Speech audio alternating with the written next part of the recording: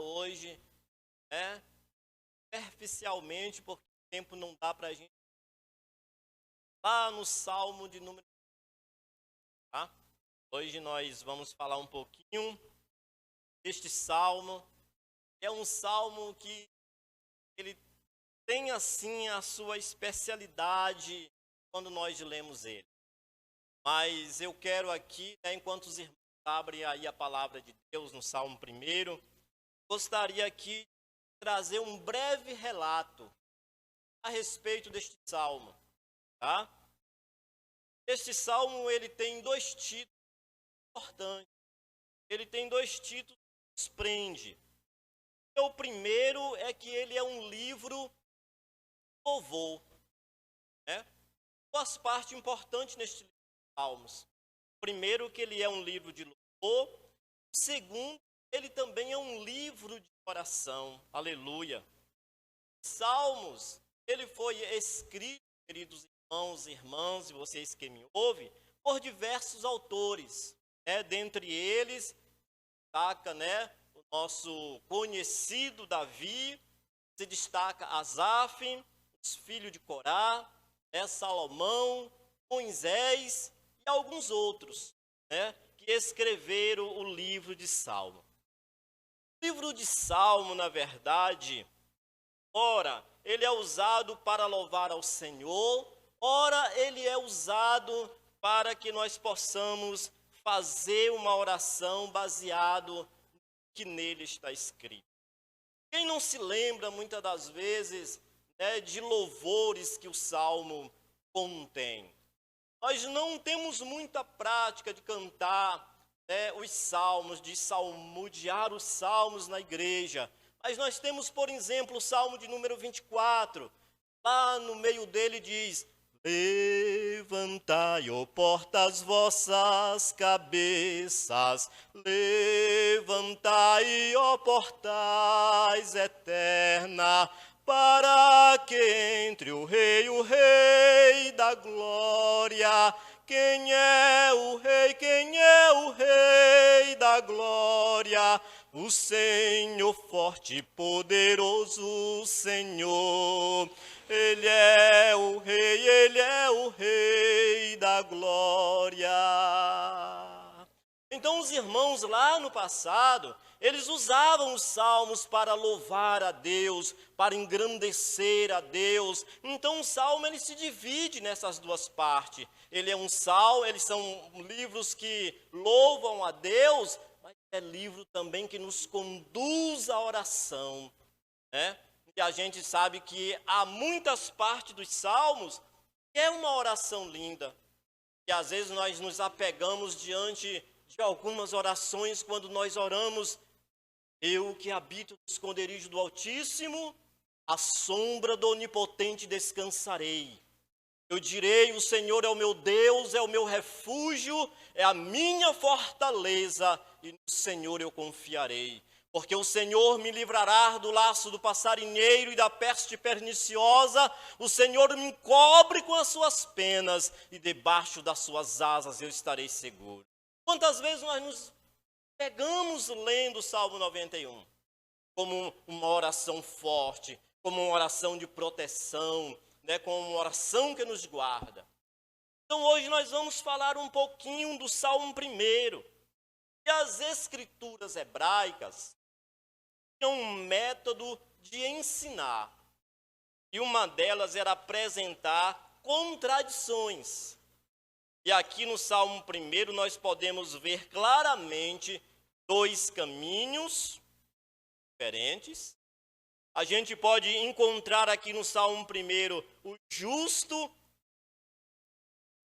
Nós encontramos também no Salmo 1 o caminho da vida e o caminho da morte. E é isto que o Espírito Santo vai, na verdade, nos ensinar quando ele irá nos apresentar este salmo que vamos ler agora. Salmo 1 diz assim: bem-aventurado é o homem que não anda segundo o conselho dos ímpios, nem se detém no caminho dos pecadores, nem se assenta na roda dos escarnecedores.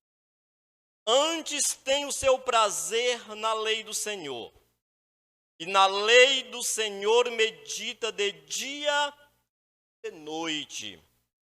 Pois será como a árvore plantada junto aos ribeiros de águas, a qual dá o seu fruto na estação própria, cujas folhas não caem, e tudo quanto fizer prosperará. Diga para seu irmão aí, para sua irmã, você prosperará. Veja que há uma ilusão aqui muito grande, mas a partir do versículo 4, o salmista aqui, que é atribuído a Salomão, ele começa a dizer, não são assim os ímpios. Os ímpios não têm direito desses 3 versículos aqui falados. Não são assim os ímpios, mas são como a moinha que o vento espalha. Pelo o que os ímpios não subsistirão no juízo, nem os pecadores na congregação dos justos. Porque o Senhor conhece o caminho do justo, mas o caminho do ímpio perecerá. Olha que contraste, né? Contraste aqui neste Salmo de número 1. Ele mostra, na verdade, o justo e o ímpio, a vida e a morte, 2 caminhos, tá? Diferentes resultados que podemos gerar. A gente, dentro do que acabamos de ler, hoje o homem e a mulher, ele pode gerar diferentes resultados quando nós andamos em um desses caminhos. Que vou apresentar aqui nesta noite, nesta campanha, neste 6º elo, este tema frutificação, é só o homem justo. Vou apresentar aqui só o homem justo, o qual o salmista chama bem-aventurado. Amém? Só os 3 primeiros versículos, a qual o salmista Salomão, ele diz que este homem, ele é um homem bem-aventurado. E o homem bem-aventurado, querida igreja que está aqui, aos irmãos que nos acompanham, né, por esta ferramenta maravilhosa, o homem bem-aventurado é descrito através de alguma negação, tá? O que ele não faz para que ele possa se tornar bem-aventurado. Ele precisa negar alguma coisa. Ele precisa crucificar alguma coisa. Então, a gente percebe aqui que a palavra bem-aventurado é igual a ir direto. Bem-aventurado é igual a ir em frente, avançar, progredir, endireitar, corrigir, ser feliz, ou, na verdade, determinar a sua felicidade. O bem-aventurado aqui, ele tem essas características. De em tudo quanto ele fazer, ele ir bem. De tudo quanto ele fazer, ele ir de bem a melhor. Este homem que o salmista aqui, ele apresenta, meus irmãos, como bem-aventurado, ele não é guiado pela influência do mundo. Ele não é guiado pela influência do mundo. Aqui fala do indivíduo que ele vive no mundo, mas ele não pertence ao mundo. Amém, igreja? O Salmo 1 vai tratar deste homem bem-aventurado. Ele está no mundo, ele vive todo o sistema aí, mas ele não pertence ao mundo. O que vocês acham, vocês que me ouvem nesta noite, vocês acham que a cultura influencia? Sim ou não? A resposta que vai ficar com vocês aí. Porém, diante da cultura, se ela nos influencia ou se ela deixa de nos influenciar, a Bíblia diz que nós somos o sal da terra e a luz do mundo. A Bíblia diz isso bem claro. Diante de qualquer cultura nós vivemos. Hoje nós estamos no país chamado Brasil. Mas nós podemos, por força da vontade de Deus, ou por necessidade humanamente falando, ter que ir para um outro país. E será que a cultura daquele outro país vai nos influenciar ou nós iremos influenciar aquela cultura? A Bíblia diz, e eu repito, que nós somos o sal da terra e a luz do mundo. O desafio de Jesus para nós é que possamos influenciar a cultura que nós estamos. Quando nós falamos nisso, nós nos remetemos neste momento lá para o passado e a gente encontra Daniel, a gente encontra Misael, Ananias e Azarias. E quando, na verdade, Jerusalém, Israel é sitiado, é tomado pela guerra, o rei, ele pede aos seus capitães para que separe os jovens mais sábios daquele lugar e leve cativo. Leve cativo.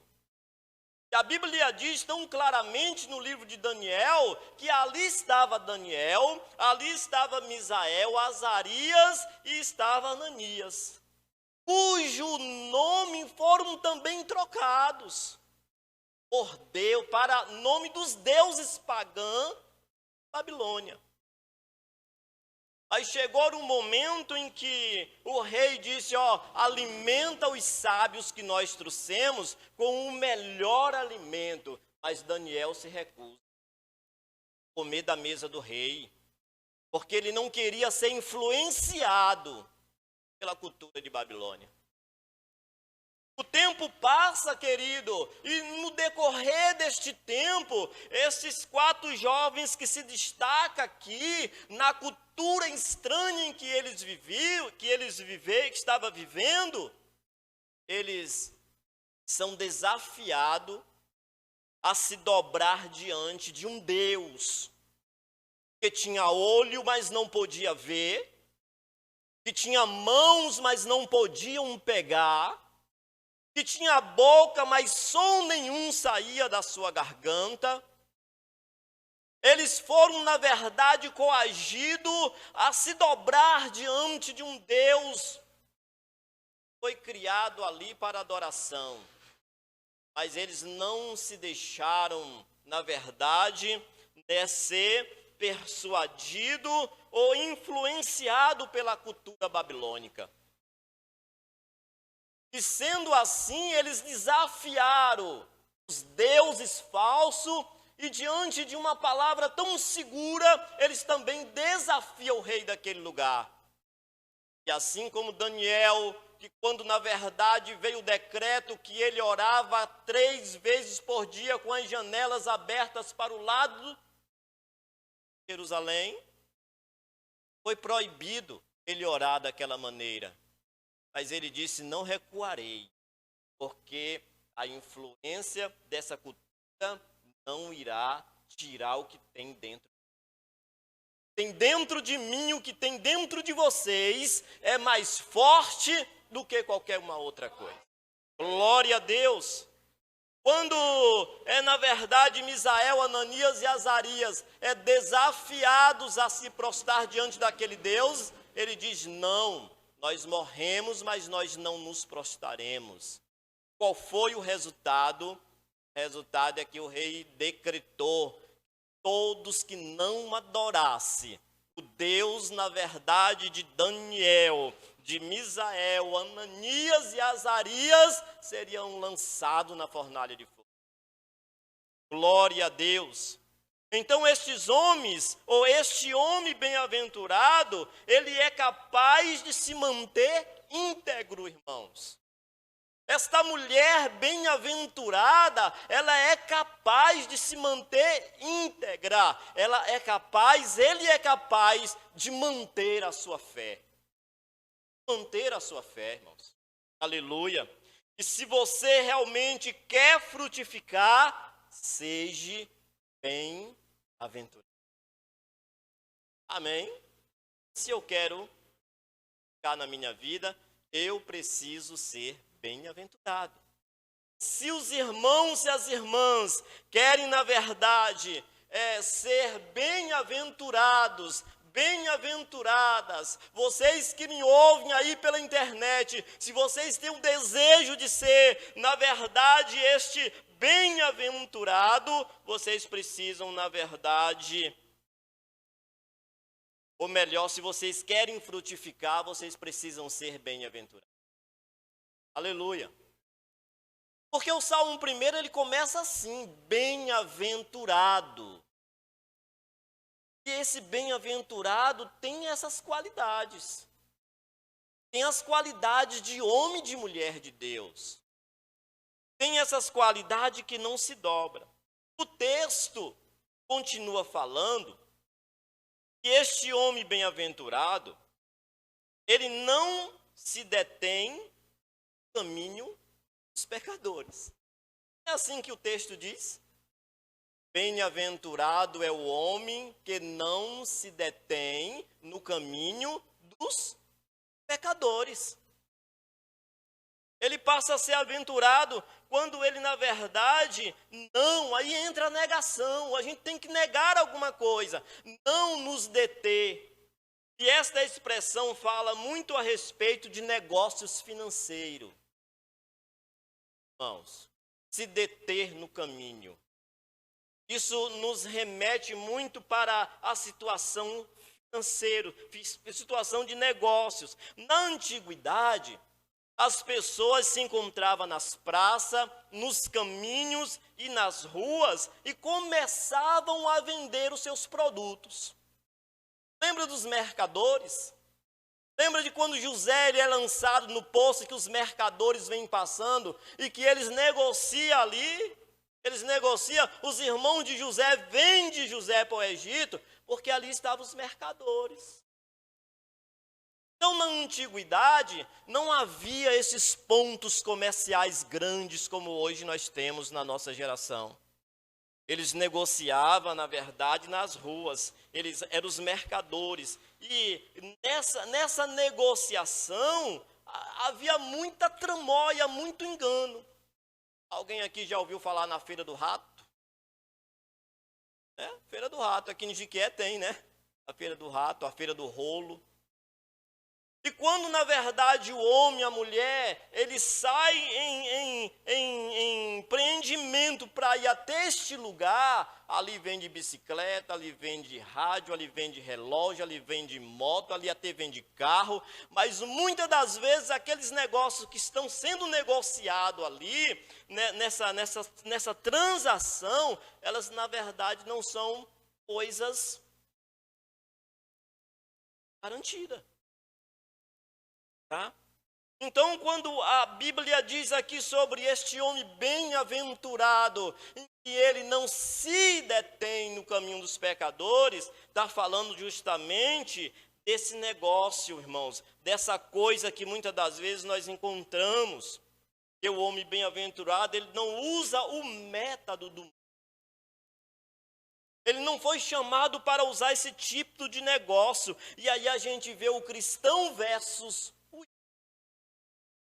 E por incrível que pareça, meus irmãos, ainda que eu não quisesse pregar nesta noite nesse sentido, mas o Espírito do Senhor me leva a dizer que tem muitos cristãos pior do que os negócios nas suas transações. Tá? Então, este homem bem-aventurado, ele precisa, na verdade, ter fidelidade. Ele precisa ter fidelidade. Não enganar, não roubar, não trapacear. Ele precisa ser isso. Talvez eu esteja falando aqui nesta igreja para alguns comerciantes. Talvez eu esteja falando para algumas pessoas que têm o seu comércio, e é certo que se você compra isso por R$ 5, você precisa vender por 10, por 8, mas você não precisa dizer, olha, eu comprei por 5, olha, eu comprei por 15, posso te vender por 20. Isso é trapaça. O ano de 2020 foi um ano muito difícil financeiramente para alguns irmãos, para algumas famílias, para algum comerciante. O ano de 2020 foi um ano difícil. Foi um ano financeiramente muito terrível. E eu vou contar algo aqui para os irmãos pessoal, tá? Eu abri um comércio em novembro de 2019. E aí, novembro, dezembro, janeiro, fevereiro, março,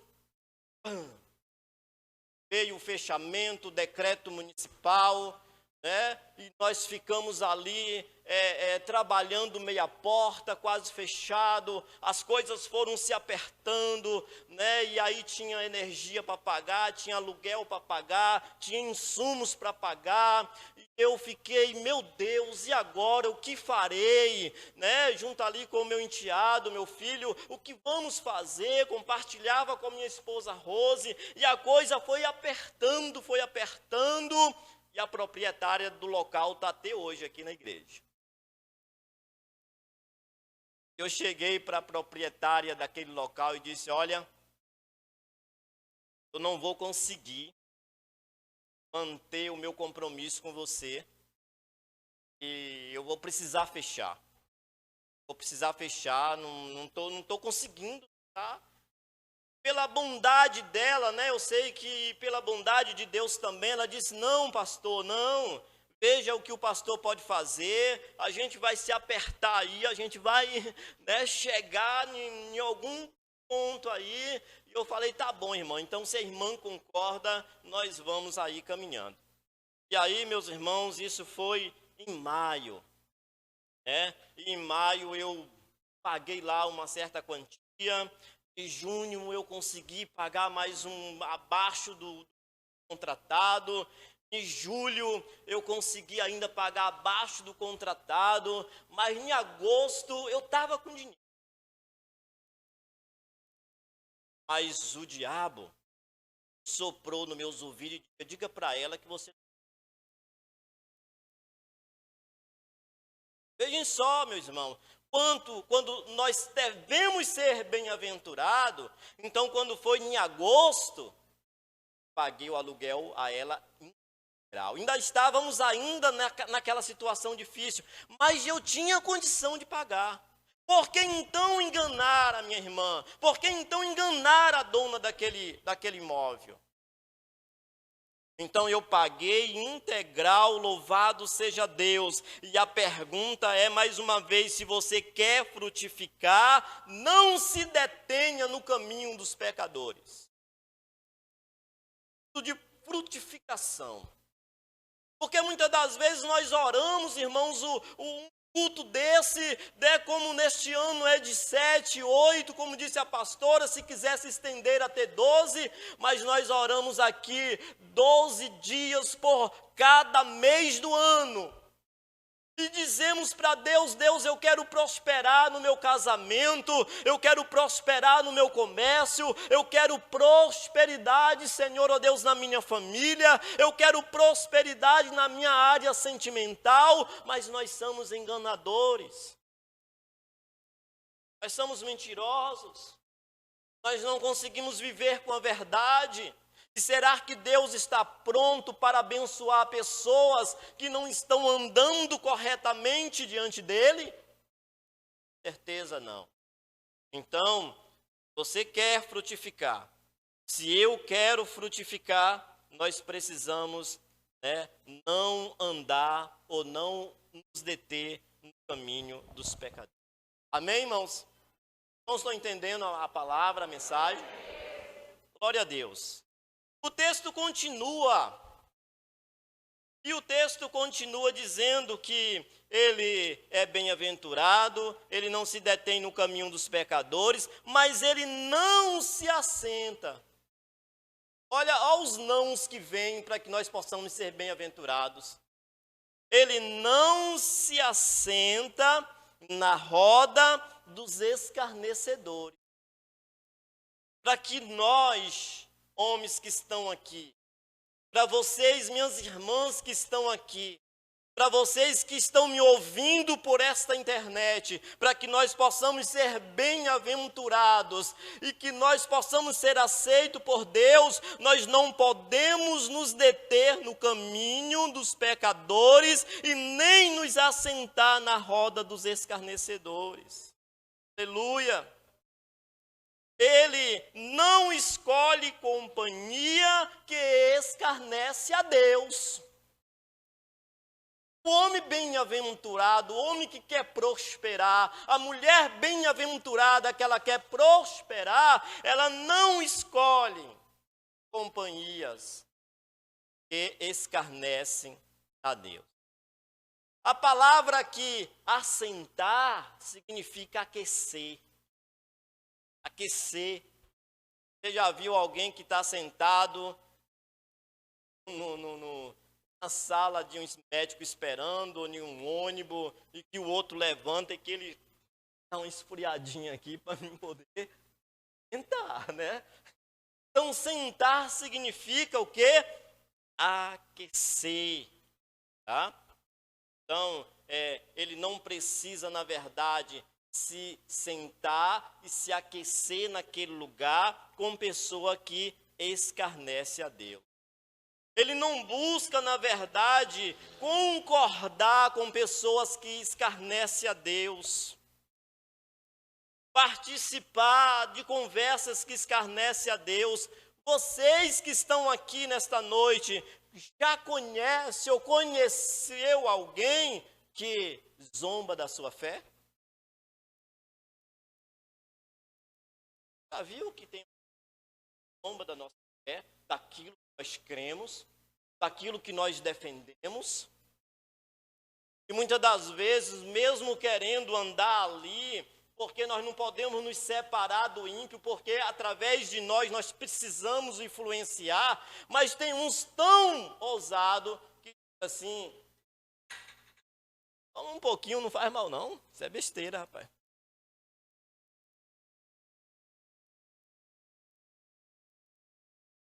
Fuma aqui um pouquinho, rapaz, deixa de besteira, vamos dançar aqui um pouquinho. Isso, por mais que a pessoa não entenda, está escarnecendo da fé do outro, porque nós temos que respeitar a fé do irmão, a fé da irmã. Então, existem pessoas, queridos irmãos, que ri e que zomba da nossa fé. Então, com essas pessoas, nós não podemos assentar. Não podemos deixar que este lugar se aqueça. Nós podemos até conversar, falar de política, de futebol, de religião, mas não deixar este lugar ser aquecido. Porque senão ou você é influenciado por esta pessoa, ou esta pessoa, né, terá que ser influenciado por você. Se alguém não teme a Deus, meus irmãos que estão aqui na igreja, se alguém não teme a Deus, não será fiel a nenhum dos seus relacionamentos.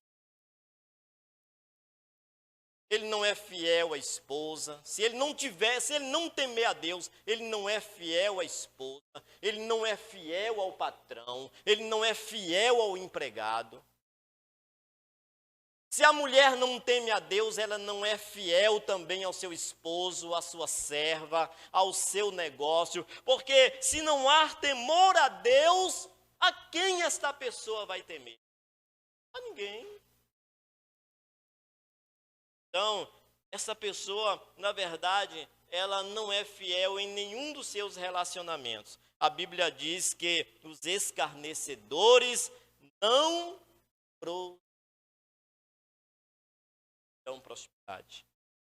Então, meus queridos irmãos, a gente percebe aqui que este homem que é bem-aventurado, este homem que na verdade quer prosperidade na sua vida, em todos os ângulos, ele não se detém no caminho dos pecadores, não se assenta na roda dos escarnecedores. E este homem que é bem-aventurado, ele tem prazer na lei do Senhor, meus irmãos.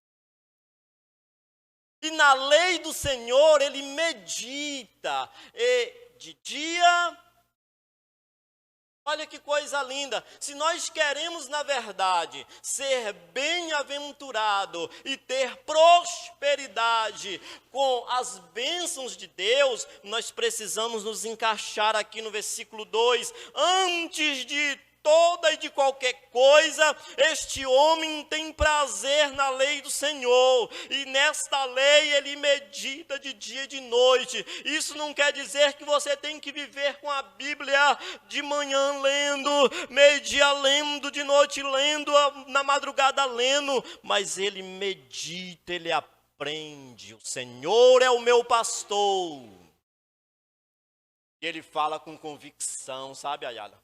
O Senhor é o meu pastor e nada irá me faltar. Aleluia!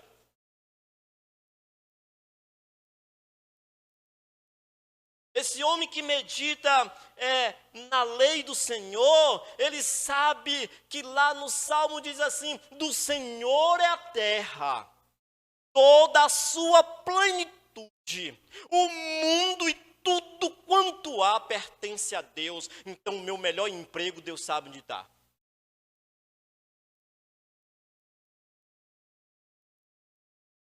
A esposa de excelência, o Senhor vai me dar.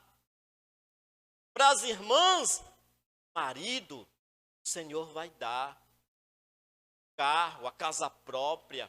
Mas ele precisa meditar, conhecer a palavra e profetizar a palavra, para que esta palavra aconteça. Isso não quer dizer, irmãos, que nós somos isentos das circunstâncias. Talvez, como disse Asaf em um dos seus salmos, por eu olhar tanto a vida do ímpio e na prosperidade deles, quase que eu caio.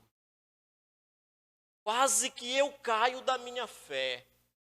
Mas se a gente volta para o que Asaf, ele na verdade disse, que quando ele olhava a prosperidade do ímpio, tinha carro, tinha fazenda, tinha iate, tinha avião, tinha isso, e eu não tenho nada.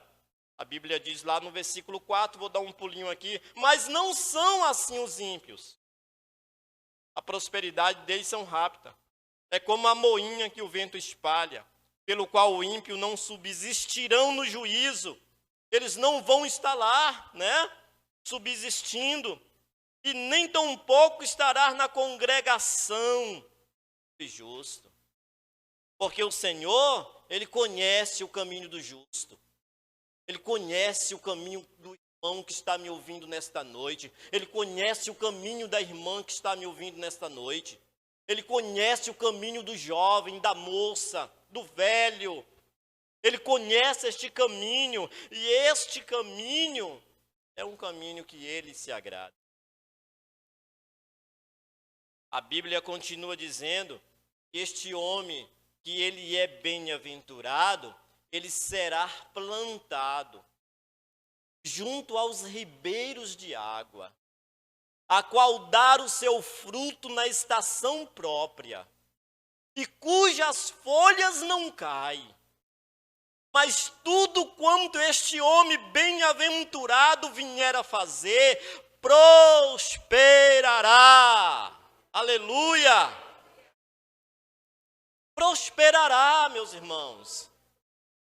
Mas para prosperar, tem alguma negação que já foi pregado aqui nesta noite. Nós temos que dizer não para algumas coisas, para que o Senhor possa, na verdade, nos fazer como este homem bem-aventurado, e nos compara como uma planta regada junto aos ribeiros de água. A minha esposa Rosa, ela não é muito boa de jardinagem, ela não gosta muito de planta.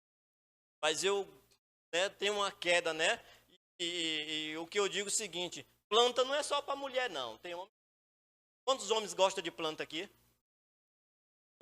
Ó, vou levantar minha mão e quero ver quantos. 1, 2, 3, 4, 5, né? Uns 6 homens, 7. Gosto de planta. E de vez em quando, eu tenho ali, eu tenho lá uns 3 caqueirinhos que eu descuido, que eu olho, eles estão puxando, eu falo, opa, peraí, tem alguma coisa errada. Eu vou lá e rego eles, coloco água. Daqui a pouco eles se enverdecem, ficam. Então, o que é que acontece aqui quando o salmista, ele está dizendo aqui, pois será como uma árvore plantada junto aos ribeiros de água, a qual dar o seu fruto na estação própria. Hoje o Erisvaldo trouxe uma sacola de manga e eu fiquei ali observando assim, eu queria conhecer, né? Porque coisa linda é quando você chega em um sítio, tiver pé de manga, laranja, siriguela, abacate, aquilo ali na verdade é uma coisa linda. Por quê? Porque são plantas, né, frutíferas que dá o seu fruto na estação própria e que as folhas não caem, mas tudo quanto faz ela prosperar. Com prosperidade, seja bem-aventurados. Que tenha alguma negação na nossa vida, nós possamos, na verdade, ter forças para dizer não, não, isso aqui não, eu sirvo a Deus. Então nós precisamos, queridos irmãos, na verdade, viver, né, esse salmo de número 1. E eu estou encerrando aqui a palavra para que a gente possa orar.